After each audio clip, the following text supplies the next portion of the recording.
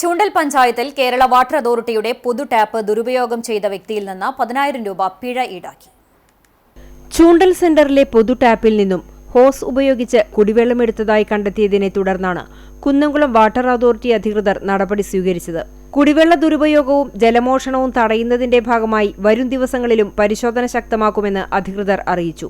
പൊതു ടാപ്പിൽ നിന്നും ഹോസ് ഉപയോഗിച്ച് വെള്ളമെടുക്കുക, കണക്ഷൻ വിച്ഛേദിച്ച ലൈനുകളിൽ നിന്നും അനധികൃതമായി വെള്ളം ഉപയോഗിക്കുക, ഗാർഹിക കണക്ഷനിൽ നിന്നും ഗാർഹികേതര ആവശ്യങ്ങൾക്ക് വെള്ളം ഉപയോഗിക്കുക, നിലവിലുള്ള കണക്ഷനുകളിൽ നിന്ന് വാട്ടർ അതോറിറ്റിയുടെ അനുമതിയില്ലാതെ പൈപ്പുകൾ നീട്ടുക, ഹോസ് ഉപയോഗിച്ച് കിണറുകളിലേക്കോ മറ്റു സ്ഥലങ്ങളിലേക്കോ വെള്ളം വഴിതിരിച്ചുവിടുക, ഇത്തരം ക്രമക്കേടുകളോ ജലമോഷണമോ ശ്രദ്ധയിൽപ്പെട്ടാൽ പിഴ ഈടാക്കുന്നതുൾപ്പെടെയുള്ള കർശന നിയമ നടപടികൾ സ്വീകരിക്കുമെന്നും ഇവ നിയമലംഘനമാണെന്നും ജല അതോറിറ്റിയുടെ നിയമപ്രകാരം ശിക്ഷാർഹമാണെന്നും അധികൃതർ വ്യക്തമാക്കി. ഉപഭോക്താക്കൾ കേടായ മീറ്ററുകൾ യഥാസമയം മാറ്റിസ്ഥാപിച്ചും കുടിശ്ശിക കൃത്യമായി അടച്ചു തീർത്തും വിച്ഛേദന നടപടികളിൽ നിന്ന് ഒഴിവാക്കണമെന്നും വാട്ടർ അതോറിറ്റിയുടെ പ്രവർത്തനങ്ങളുമായി പൂർണ്ണമായും സഹകരിക്കണമെന്നും ജല അതോറിറ്റി അധികൃതർ അഭ്യർത്ഥിച്ചു.